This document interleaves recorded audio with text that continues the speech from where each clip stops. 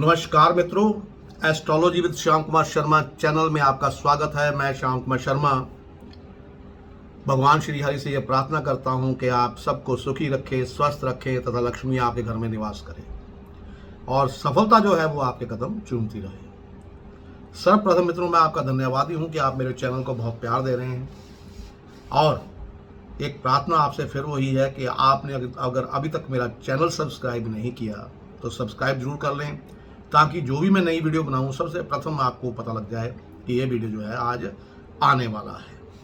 तो जैसे कि मैं पहले भी कहता हूं कि आप मुझे सब्जेक्ट भेजिए, विषय भेजिए जिस पे आप ज्योतिष के बारे में बात करना चाहते हैं, सुनना चाहते हैं, तो मैं उस पर वीडियो जो है वो अवश्य बनाऊंगा। चलिए, आज आपको जो मैं विषय लेकर आया हूँ वो मुझे भेजा है मीना जी ने। मीना जी ने ये जो प्रश्न पूछा है वो आभा मंडल के बारे में, जो ऑरा होता है हमारा, उसके बारे में पूछा है। तो उसके बारे में आपको जो वीडियो है, आभा मंडल को कैसे आपने बढ़ाना है, कैसे आपका ऑरा जो है वो प्रभावशाली हो, ताकि आपको जो है जिंदगी में सफलता जो है वो मिलती चली जाए। तो शुरू करते हैं कि सनातन धर्म जो है इसमें हवन यज्ञ, शालिग्राम व शिव अभिषेक इत्यादि में भिन्न भिन्न पदार्थों को इसी कारण से उपयोग किया जाता है कि उन पदार्थों के विशेष आभा मंडल के संपर्क में आने से मनुष्य तथा वातावरण में सकारात्मक आभा मंडल जो है उसका विस्तार होता है। और हवन में जो आम की लकड़ी होती है, गो घृत होता है, जौ तिल आदि की आहुति देने से वातावरण में विस्तृत जो है बहुत बड़ा आभा मंडल जो है वो बनता है। अब मैं आपको बताऊंगा कि जो आभा मंडल है आपका, उसको किन 3 तरीकों से आप जो है वो ठीक कर सकते हैं और ताकि जीवन में आपको सफलता जो है वो मिलती रहे। जो आपका आभा मंडल है, जैसे मैंने आपको बताया, अंग्रेजी में उसे ऑरा कहते हैं। जब आप किसी भी देवी या देवता की तस्वीर देखते हैं तो उसके पीछे एक गोलाकार जो प्रकाश दिखाई देता है उसे ही ऑरा कहा जाता है। ये हमारे शरीर के आसपास एक एनर्जी सर्कल होता है और अगर विज्ञान की भाषा में देखा जाए तो इसे इलेक्ट्रॉनिक मैग्नेटिक फील्ड कहा जाता है। और ऑरा जो है ये सजीव व्यक्तियों से लेकर निर्जीव व्यक्ति वस्तुओं का भी हो सकता है। धरती का अपना आभा मंडल होता है। चंद्रमा के आसपास भी जो प्रकाश देखते हैं वो उसका चंद्रमा का आभा मंडल है। और कई रंगों का ऑरा जो है वो होता है। प्रत्येक व्यक्ति का जो ऑरा है वो अलग अलग रंग का होता है, जिससे उसके व्यक्तित्व, स्वभाव और उसकी जो जीवेशना है उसका पता चलता है। जैन धर्म में इसे लेशिया कहते हैं। जो जैन धर्म के अनुसार क्या है कि जो 6 तरह की लेशियाएं जो हैं वो मानी गई हैं। कृष्ण, नील एवं कपोत को अशुभ माना जाता है और तेज, पद्म एवं शुक्ल को शुभ माना जाता है। आमतौर पर जो आभा मंडल होता है हमारा वो बैंगनी, नीला, हरा, पीला, नारंगी, लाल और सफ़ेद रंग का होता है। और ये 7 रंग जो है वो अपनी दिशा जो है, अपना जो आकार है वो बदलते रहते हैं, कभी एक सा नहीं रहते। अब नकारात्मक ऑरा क्या होता है और सकारात्मक ऑरा क्या होता है? जिन लोगों का ऑरा अपने विचार और कर्मों के द्वारा जैसे वो कर्म करते हैं, जैसे उनके गंदे विचार होते हैं, वो नकारात्मक भी हो जाता है। अगर हम उनके पास बैठेंगे या उनसे बात करेंगे तो क्या होगा, अच्छे आदमी यानी जो हैं वो उनके पास बैठेंगे तो उनको ना नकारात्मक सा फील होगा, उनसे ना थोड़ा सा वो दूर ऐसा लगेगा जैसे इसके पास से मैं उठ के चला जाऊं। कुछ लोग हम ये तो आप भी अपनी रोजमर्रा जिंदगी में जो है वो देखते होंगे कि जब हम किसी से कुछ मिलने जाते हैं तो आपको कई लोग तो बड़े अच्छे लगते हैं, लेकिन कई लोगों के पास आप जाते ही ये सोचते हैं कि यार जितनी जल्दी ये मीटिंग खत्म हो जाए उतनी जल्दी हम इसके पास से उठ जाएं। क्योंकि जो लोग नकारात्मक जो ऊर्जा रखते हैं उनके पास जो पॉजिटिव ऊर्जा वाला आदमी होता है उसका बैठना मुश्किल हो जाता है। और होता क्या है, जो व्यभिचारी होते हैं, अपराधी होते हैं, जिनके कुविचार होते हैं, उनका जो ऑरा होता है वो किस रंग का होता है? काला, धुंधला या गहरा नीले रंग का या कपोत रंग का होता है। और बहुत ज़्यादा गहरा लाल रंग हो जाए तो वो भी नकारात्मक ही होता है। अब 3 तरीके हैं ऑरा को ठीक करने के। सबसे पहले है आग में तपाना। अब जब ये कुंभ का मेला लगता है तो आपने नागा बाबा देखे होंगे, वो क्या करते हैं, धुआं भी लगाते हैं और अपने सारे शरीर को जो है वो भस्म लगा के रखते हैं और धूनी तापते हैं। जो धूनी है, आग की जलाई हुई धूनी, उसको तापते हैं। इससे क्या होता है, उनका ऑरा जो है वो शुद्ध होता है और ठीक होता है। और ये आभा मंडल को भौतिक रूप से ठीक करने की प्रक्रिया है। आप आग के सामने पीट करके बैठे और थोड़े समय के लिए तापें, ऐसा कम से कम 43 दिन तक करें। और ये यानी कि इससे क्या होगा, आपका ऑरा जो है पॉजिटिव हो जाएगा, सकारात्मक हो जाएगा। जब हम मूर्ति की आरती उतारते हैं तो आरती का क्या मतलब होता है? आरती उतारने से क्या होता है कि आरती का लाभ जो है, जो प्रभु की आरती उतारता है उसको मिलता है। इससे आपका ऑरा जो है वो ठीक होता है। दूसरा उपाय है 5 मिनट आप ध्यान में रहें। कैसे? उचित स्थान और वातावरण को देखकर उसमें अपना आसन लगा लें और 5 मिनट के लिए आपने ध्यान करना है। ध्यान के वक्त किसी भी प्रकार के फालतू नकारात्मक विचारों को त्याग देना है आपने, और पूर्णतः शांत रहकर अपने श्वासों के आवागमन पे, जो सांस आपकी आ जा रही है उस पर ध्यान देना है। और ऐसा आपने कम से कम 43 दिनों तक करना है। यदि आप ध्यान नहीं करना जानते तो आप प्रार्थना भी कर सकते हैं, उससे भी आपका ये ऑरा जो है वो ठीक हो सकता है। अब घर का वास्तु जो है उसको आप सुधार लें, तब भी आपका ऑरा जो है वो ठीक हो जाएगा। कैसे? नकारात्मक वस्तुएं अपने घर में ना रखिए। घर का रंग रोगन जो है वो बदल दीजिए। घर में पीले, सफ़ेद, नारंगी, गुलाबी और हल्के नीले रंग का उपयोग आप कर सकते हैं। इसी रंग के पर्दे, वस्त्र, चादर, तकिए आदि रखें। घर को पूर्णतः वास्तु अनुसार बनाएं और सजाएं। इससे क्या होगा, आप मंडल जो है वो सही हो जाएगा। जब आवा मंडल सही हो था कि आपका जो ऑरा है, अगर आपका वास्तु घर का ठीक है तो उससे भी आपका ऑरा जो है वो पॉजिटिव बन जाता है और पॉजिटिव आपको रिजल्ट मिलते हैं। सफलता आपके कदम चूमती है और जीवन के हर क्षेत्र में आप प्रगति करते हैं। क्योंकि जितना आपका आवा मंडल शुद्ध और सशक्त होगा उतना ही आपको सफलता जो है वो मिलती चली जाएगी। अब मित्रों, एक बार फिर इसको हम यानी कि बताते हैं कि जो आवा मंडल होता है, कि देखो ये जो आभा मंडल है हमारा, इसका मैं आपको बताता हूं कि जो पहले जैसे मैंने आपको बताया कि सूर्य और चंद्रमा जो हैं उनके पास एक चारों ओर एक जो प्रकाशीय आपको वृत्त प्रतीत होता है। ये जो है मैंने पहले ही बताया आपको कि ये सूर्य और चंद्रमा का आभा मंडल बताता है, जिसे तेज पुंज, कांति, चमक, आभा और नूर भी कहते हैं। ठीक उसी प्रकार प्रत्येक सजीव प्राणी का जो आभा मंडल होता है वो निष्प्रभ मंडल होता है। मनुष्य के शरीर में क्या होता है, चक्र जो होते हैं वो कितने होते हैं? जो 7 आदि चक्र होते हैं। जैसे एक मूलाधार चक्र, दूसरा सब अधिष्ठान चक्र, फिर मणिपुर चक्र, अनाहत चक्र, विशुद्ध चक्र, आज्ञा चक्र तथा जो है सहस्त्र चक्र। ये 7 चक्र हैं जिनसे आभा मंडल आपका बनता है।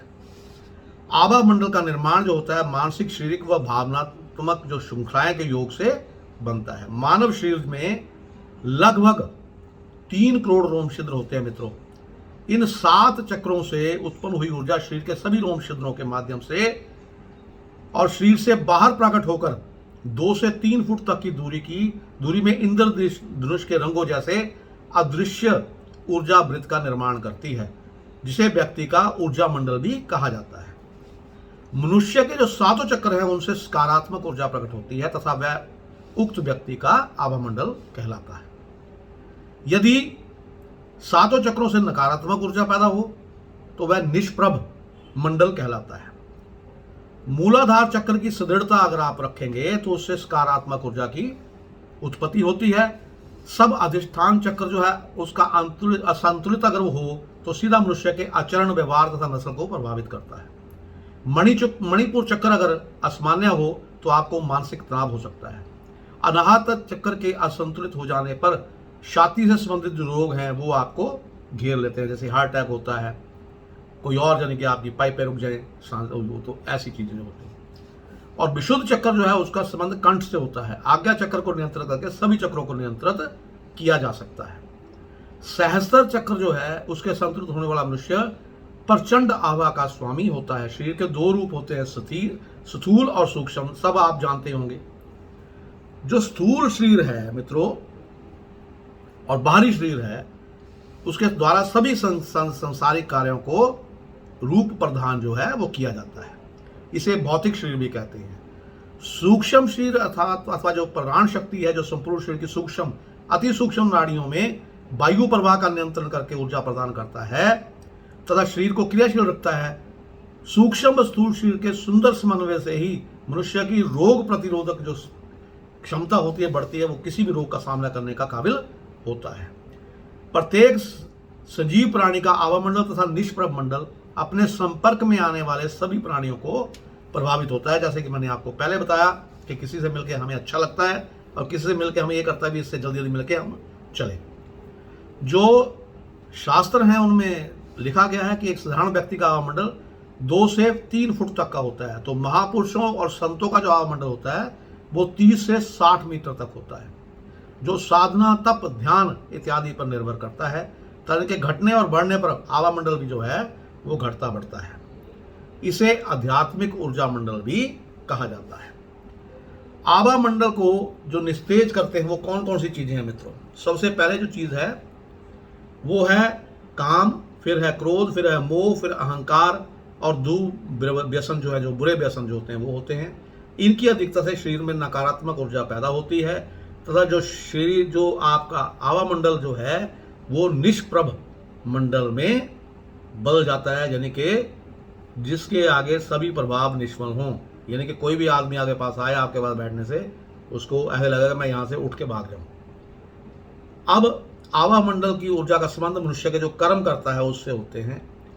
अगर आपके आसपास सकारात्मक वातावरण है, सत्संग करते हैं, हवन करते हैं, मंत्रोच्चारण करते हैं, ध्यान करते हैं, भजन करते हैं और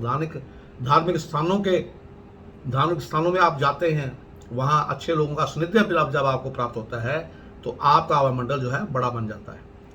इसके विपरीत अगर आप नकारात्मक जगहों पे जाते हैं तो क्या होगा, आपका आवामंडल जो है वो कमजोर हो जाएगा। जैसे किसी बुरे व्यक्ति के साथ आप बैठेंगे, बुरे व्यक्तियों के साथ रहेंगे तो आपका आवामंडल जो है वो नकारात्मक ऊर्जा ही पैदा करेगा। सनातन धर्म में व्यक्ति को पूजना जो है, जो व्यक्ति द्वारा सनातन धर्म में क्या कहा गया, जो प्रकृति है वो पूजनीय है, उसकी पूजा करनी चाहिए। सनातन धर्म जो है उसके अनुसार विशेष जो वनस्पति है पूजनीय कही गई है, जैसे कि पीपल, तुलसी, बट वृक्ष, पुष्पों में कमल, गुलाब, कनेर, सफेद अक जो है उसको हम मानते हैं। जीव जंतुओं में गौ माता को अति पूजनीय कहा जाता है, जिसमें 33 करोड़ देवी देवता का वास कहा गया है।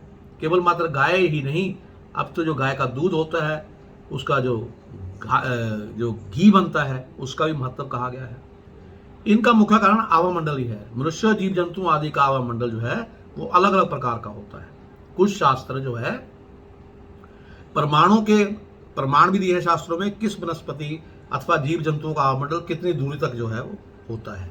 जो पीपल वृक्ष है उसका जो आवामंडल है वो 3.5 मीटर, तुलसी वृक्ष का 6.11 मीटर, बट वृक्ष का 10.1 मीटर और कदम पेड़ जो है उसका 8.4 मीटर, नीम जो है उसका 5.5 मीटर, आम का 3.5 मीटर, नारियल का 10.5 मीटर, कमल पुष्प का 6.8 मीटर, गुलाब पुष्प का 5.7 मीटर, सफ़ेद आग का 15 मीटर, गाय का 16 मीटर और गाय का जो घी है उसका 14 मीटर, गाय के दूध का 13 मीटर और गाय जो दही है उसका 6.9 मीटर होता है। मित्रों, सनातन धर्म जो हवन, यज्ञ, शालिग्राम, शिव अभिषेक इत्यादि विभिन्न पदार्थों का जो इसी कारण उपयोग किया जाता है कि उन पदार्थों के विशेष आवामंडल के संपर्क में आने से मनुष्य तथा वातावरण में सकारात्मक आवामंडल का विस्तार होता है।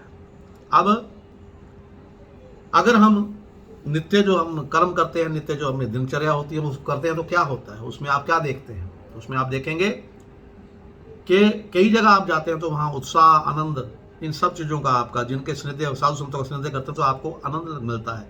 मंदिर में जाते हैं वहाँ आपको आनंद मिलता है। इससे क्या होता है, आप आवामंडल जो है प्रभावित होता है।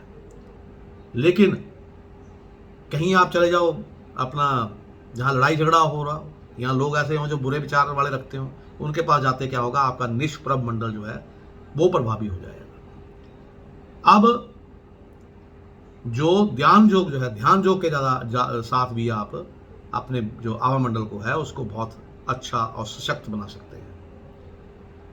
अब क्या करना चाहिए आपको? घर में पेड़ पौधों का रोपण करें, प्रकाश की व्यवस्था सुचारू रूप से रखें, घरों में हवन मंत्रोच्चारण दीप प्रकाश शंखनाद करते रहें। 5 तत्वों जल अग्नि वायु पृथ्वी तथा आकाश की शुद्धि का सदैव ध्यान रखें। इससे संबंधित प्रदूषण जो है वो ना होने दें। आत्म मंथन कीजिए, आत्म निरीक्षण कीजिए, अपना आत्म आंकलन कीजिए। वो अंतर्मुखी मन से ही, अंतर्मन से जो है अंतर्मुखी होने पर अगर आप अंतर्मुखी हो जाएंगे तो आपको अंतर्मन में ही जो आनंद का झरना जो है फूटेगा और आपको अच्छा लगेगा। समय में समय की खोज करना तथा शोध करने से ही आभा मंडल जो है वो सूर्य की भांति तेजमय हो जाता है। मित्रों, इसी के साथ मैं अपनी वाणी को विराम देता हुआ अब आपसे विदा चाहूँगा। और अगर अभी तक आपने मेरा चैनल सब्सक्राइब नहीं किया तो सब्सक्राइब जरूर कीजिए मित्रों, ताकि जो भी नए विषय पर वीडियो आएगी उसको आप देख सकें और अपना जीवन जो है उसको सुखमय बना सकें। नमस्कार, आपका दिन शुभ हो।